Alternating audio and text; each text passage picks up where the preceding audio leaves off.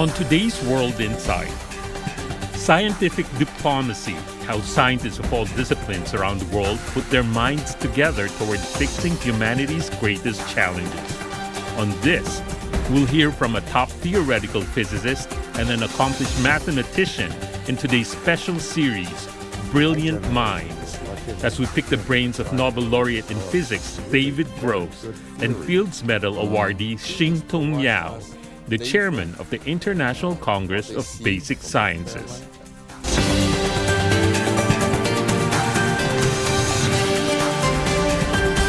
Hello and welcome to World Insight with me, Tian Wei, and this is our special interview series, Brilliant Minds.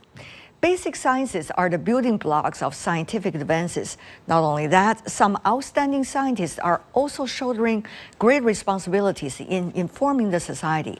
On the sideline of the ongoing International Congress of Basic Science in Beijing, I sat down with Professor David Jonathan Gross, a Nobel laureate, a preeminent figure in the theoretical physics, whose contributions have profoundly shaped our understanding of fundamental forces of nature. He is known for revolutionizing the general understanding of quantum field theories. But in our conversation, he gave a lot of thoughts on how nuclear development should be used for peace and prosperity, not antagonism and conflicts. Your research actually help us better to understand, because quantum and gravitational waves, all these are trying to help the humankind to understand the universe much better. Well, my generation was lucky enough to live at a time where we developed a really very good theory of matter and forces. And that actually made it possible for us to understand the universe based on what we observe, but take it back in time to when it was very small, the observable universe very small, very hot, very dense. We can't do that directly, but using the theory, the understanding of what happens to the forces in nature when we go to a very hot and dense situation, astrophysicists, cosmologists, and particle physicists have been able to understand the complete history of the universe from the very earliest possible times till today. One of my friends said that the discovery for which I got the Nobel Prize led to the understanding of the strong nuclear force, changed the universe from the early universe from a hadron or nuclear hell, theoretically, to a quark-gluon heaven. So it enabled us to really calculate and trace the universe back to the very beginning. Then everything breaks down and we don't know what's going on. But without the basic understanding of particle physics, what we're made out of and how it works, we really would not have been able, as we have succeeded more or less, we think, to understand the complete history of the universe from the beginning, which we don't understand, till today and beyond. Did you realize that actually it is an unprecedented way that you have paved for actually many of us these days to understand the universe much better? Well, not that far, but it was clear with the discovery that we made that we could understand the strong nuclear force, which before that was a complete mystery. And suddenly everything fell into place. And yeah, it was a very exciting feeling. There were many problems, but somehow it all fit together. And many of my colleagues, not all of them, actually a small number, understood that as well. I call them the smart people. But many people said, oh yes, but how can you have a theory of quarks and never seen a quark and never will? Doesn't make sense. It took many years to be recognized, say, by prize committees, or to be sure that they're right. Because in science in general, and certainly in physics, the only judge of ideas, of theories, is nature. When your research, as terrific and significant as it was not recognized, what was it like for you? No, it was recognized by the smart people. Yes, by the smart people. And by a growing number of people. So one of the awardees this year was Shing-Tung. 1 year after QCD, the theory of the strong interaction, nuclear force, he and a group in Stanford discovered a particle which had very unusual properties, but was kind of predicted by the standard model, although at that time, theorists weren't taken very seriously because they'd been so unsuccessful for so many years. But that discovery just fit beautifully within our understanding of the nuclear force. And that so-called November Revolution convinced many people that this was the right theory. But it took really at least 20 years, if not 30 years, to be convinced. You have to ask nature, am I right? How do you do that? You make predictions of new phenomena or new measurements that nobody's ever done. And usually nature says wrong, wrong, wrong. Sometimes it says not wrong. It never says right. And if it does so over and over again for many years, that becomes accepted knowledge and appears in high school textbooks. But it's a long process. It is. So the experimentalists who discovered the J-psi particle won a Nobel Prize 2 years after the discovery. They discover it, it's there, 2 experiments, they agree. That's, in the case of the Higgs particle, an essential part of the standard theory that we have, it took 50 years between when the theorist proposed this essential element of the theory to when it was finally discovered 10 years ago. So what does that mean, that time difference? That you discover something that you are confident about and your smart people friends certainly were very excited about, to the time when people realize, even the Nobel Prize committee realize, this is treasure. It's a continuous transition for theoretical advances. Because as I said, it takes, there's no way of proving a theory is correct. And by the way, of course, all scientists, especially physicists, realize that no theory is going to be correct forever. Einstein knew very well that his theory of gravity is provisional and will change. And he spent years unsuccessfully trying to change it, his own theory. So the history of physics teaches us that all of our concepts even, our theories, are provisional. All of science is provisional. That's one of the problems with informing the public, as well as governments and politicians, about the findings of science. Because they want certainty. They want to be told, this is the way it is. And all we can do is say, we have a good theory, a good model, and based on the data we have and the understanding, it looks very much like this with some probability. But there's some uncertainty. Our data isn't perfect, our understanding isn't perfect, it could change. But people get very upset when scientists come back later and say, well, our original understanding of COVID was slightly wrong, and we made mistakes in telling you how to behave. And then science loses. Then people begin not to believe anything that scientists says. This is very silly. We actually need to educate the public as to what science really is and what knowledge really is. There is always uncertainty. But people are being rhetorically educated about the world is like either A or B, black or white.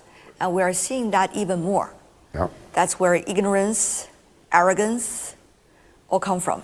In science, especially in physics, we came up 400 years ago with a very good method about how to proceed. We base our understanding on observation of the world, on experiments that test our ideas, and on mathematical theories that form the expression of our knowledge and allow us to make predictions and control nature. That method, and not to make assumptions based on religion or politics, but only on knowledge that's acquired by this method, with the understanding that it's bound to have problems and be improved. In physics, there have been many revolutions, each one improving and extending our understanding, explaining why the previous knowledge was correct, but slightly wrong. If you understand that method correctly, then you have a better guide to action based on knowledge, and all other methods, especially those governed by politics or religion, really don't work. But people much prefer to be told, this is the way it is, as opposed to, this is the way it seems to be, pretty good accuracy, we can tell you what it is and make predictions. But you should always question our assumptions, you should question our theories, and test them.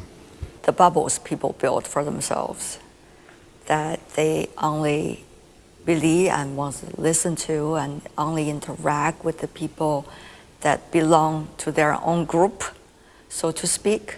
And this bubble is getting ever more, that we are not really listening to each other that much. It's awful. Especially science, and impact on science, because in scientific culture, we treasure disagreements, arguments, competition between ideas, where the judge is nature and not power or force or superstition. So one thing are the bubbles you're talking about, the political bubbles over allocation of resources or overuse of power. But the other thing are the bubbles that are being established by governments now in countries between different scientists. Now, science is universal. The laws of science, of physics, apply everywhere in the universe, not to speak of the Earth. We all are asking the same questions, and we benefit enormously from collaboration, cooperation, discussion.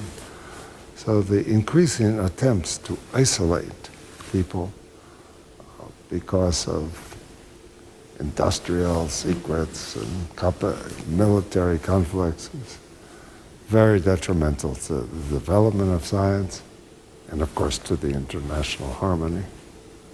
Very disturbing. Over the years, been going often to China is to try to increase the collaboration, cooperation, and discussion, openness in the scientific level between our two countries, and which has been marvelously successful and beneficial to everyone. And the movement in the last few years in the opposite direction is very disturbing to me. One needs to resist. We are seeing a widespread of nuclear technology, especially for nuclear weapons. Oh, yeah. And the latest geopolitical situation is only going to speed up that process, because countries realize only when they have it, they're safer, quote unquote, as a result of the latest events. So, Professor, how can you persuade others that it is not in their interest to have these widespread nuclear weapons? You know, when I grew up as a child, during the Cold War, we were taught in school what to do when the bombers came and dropped nuclear weapons, how to get under the desk and protect ourselves, which was nonsense. But we were scared. And until the end of the Cold War between the United States and the Soviet Union, everyone was terrified of nuclear war. For good reason. We came very close, much closer than anyone realized until recently, when all the facts have come out, to nuclear war. And we have come very close many times. And we're now closer than ever. But at that time, there was mechanism being established as a result of fear that there will be real nuclear war. But the question now is, we don't have those mechanisms anymore, or those mechanisms being thrown out of the window. When there were two superpowers fighting each other or threatening to fight each other, the governments would use that fear to mobilize support for their side of the war. But once that ended, every government in the world tries very hard not to inform its citizens about the dangers. And I've been shocked recently, as I get more and more worried, talking to young people. So my theorem is that anyone below the age of 40 knows nothing about the danger, about the facts, and is not worried. The leaders of all of our countries are as scared as I am. They know the facts. But they don't know a solution. And events in a chaotic, fragment world are moving in the opposite directions. But they don't have much incentive to do anything about it. They don't, because nobody's asking them to. So can China and the United States do something about this Of course, together? If the people of the world realize the unbelievable danger and demand in some way, or request from their governments, whose leaders know exactly how dangerous it is. They're not unaware of the danger. It's not like climate. This is a man-made danger, can be reversed, and they know what the danger is. How do you see these interactions among scientists could provide at least some hope about the possibilities that we can still work together? Well, that was always the great hope and part of the selling point for open exchanges between countries. And it's correct, absolutely correct. And it's worked very well, especially between the United States and China. It's always been a hope of scientists with the international connections that they could serve as a bridge between different countries. It's called scientific diplomacy.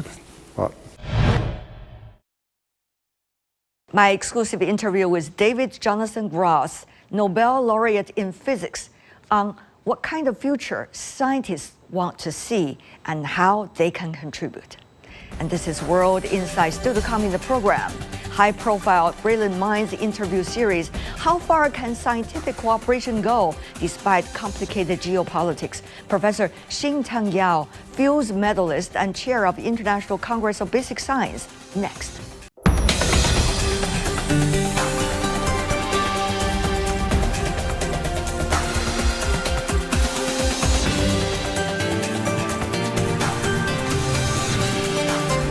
Welcome back. This is World Insight with me, Tian Wei, and this is our high-profile interview series, Brilliant Minds.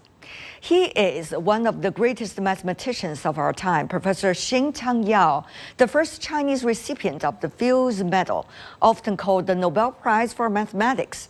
His groundbreaking work has not only reshaped the geometry, but also laid the mathematical foundation for string theory in physics.